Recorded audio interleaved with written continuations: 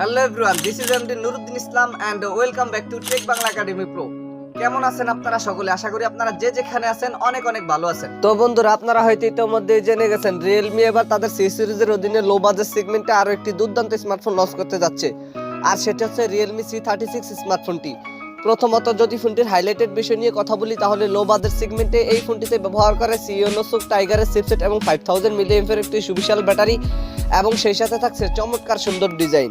তো আজকের ভিডিওতে আপনাদেরকে জানাবো এই ফোনটির ফুল স্পেসিফিকেশন এন্ড সেই সাথে জানাবো ফোনটির প্রাইস এবং এর লঞ্চিং ডেট নিয়ে।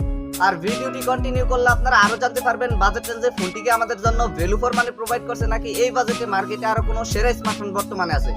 এই সকল প্রশ্নগুলোর উত্তর থাকবে আজকের এই ভিডিওতে, সুতরাং আমি আশা করব আপনারা ভিডিওটি স্কিপ না করে পুরো ভিডিওটি মনোযোগ সহকারে দেখবেন। তো চলুন কথা না বাড়িয়ে মূল ভিডিওতে যাওয়া যাক। বন্ধুরা, সর্বপ্রথম যদি ফোনটির ডিজাইন এন্ড এর বিল্ড কোয়ালিটি নিয়ে কথা বলি, তাহলে Realme C36 এই স্মার্টফোনটির পেছনে ব্যবহার করা হয়েছে গ্লাস এন্ড প্লাস্টিকের একটি সম্মিলিত ব্যাক প্যানেল। ফোনটির পেছনে গ্লাস এন্ড প্লাস্টিকের সম্মিলিত ব্যাক প্যানেল ব্যবহার করায় ফোনটিকে যখন আপনারা কভার ছাড়া ব্যবহার করবেন তখন ফোনটির পেছনে স্ক্র্যাচ পড়তে পারে। তাই আমি রিকমেন্ডেশন করব আপনারা যখন ফোনটিকে ব্যবহার করবেন অবশ্যই ফোনটির পেছনে একটি কভার লাগিয়ে নেবেন। এবং এই ফোনটির ওয়েট করা হয়েছে 189 গ্রাম, আর ফোনটির থিকনেস করা হয়েছে 8.1 মিলিমিটার।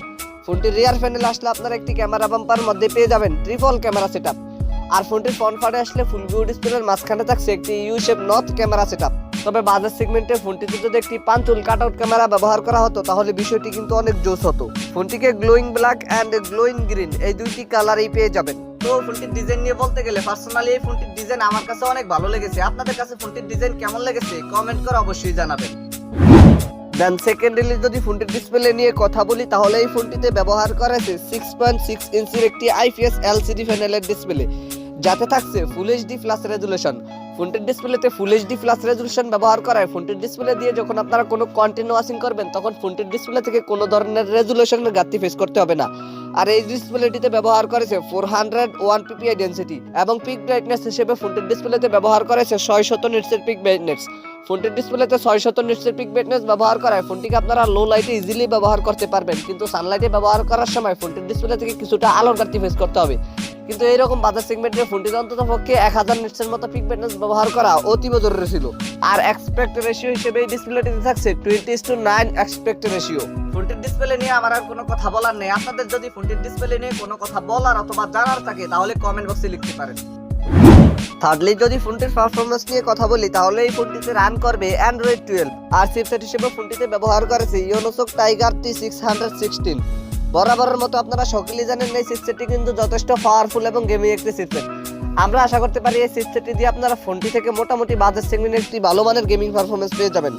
আর জিবি হিসেবে ফোনটিতে ব্যবহার করেছে মাল-ইজি 57 MP1। ফোনটিকে 664 এন্ড 6128 এই দুইটি ভেরিয়েন্টেই পেয়ে যাবেন।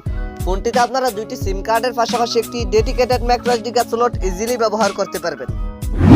ফোনটির ক্যামেরা সেকশন নিয়ে কথা বলতে গেলে এই ফোনটির রিয়ার প্যানেলে ব্যবহার করেছে ট্রিপল ক্যামেরা সেটআপ, যার মেইন সেন্সরটি 50 মেগাপিক্সেলের, সেকেন্ডারিতে থাকছে 2 মেগাপিক্সেলের একটি ম্যাক্রো, এবং থার্ডে থাকছে আরো একটি 0.3 মেগাপিক্সেলের ডেপথ সেন্সর ক্যামেরা। তবে ফোনটিতে কোনো ধরনের আল্ট্রাওয়াইড সেন্সর ব্যবহার করা হয়নি, কিন্তু ফোনটিতে 2 মেগাপিক্সেলের ডেপথ সেন্সরটি ব্যবহার না করে অন্ততপক্ষে 2 মেগাপিক্সেল অথবা 8 মেগাপিক্সেলের একটি আল্ট্রাওয়াইড সেন্সর ব্যবহার করা অতীব জরুরি ছিল।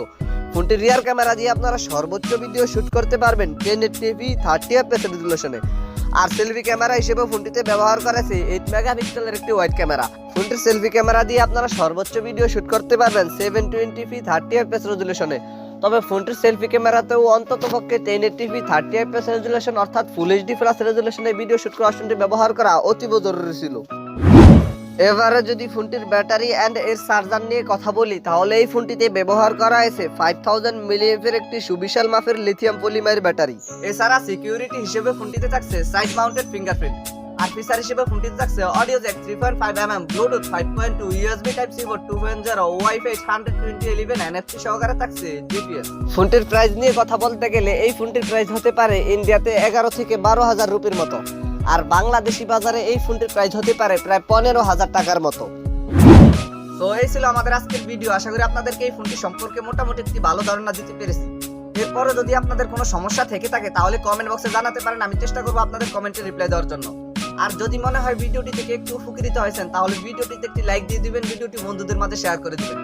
Anyway thank you so much for watching this video. দেখা হচ্ছে খুব শীঘ্রই নতুন কোনো ভিডিওতে নতুন কিছু নিয়ে। চিন্তা টেক কেয়ার। আসসালামু আলাইকুম।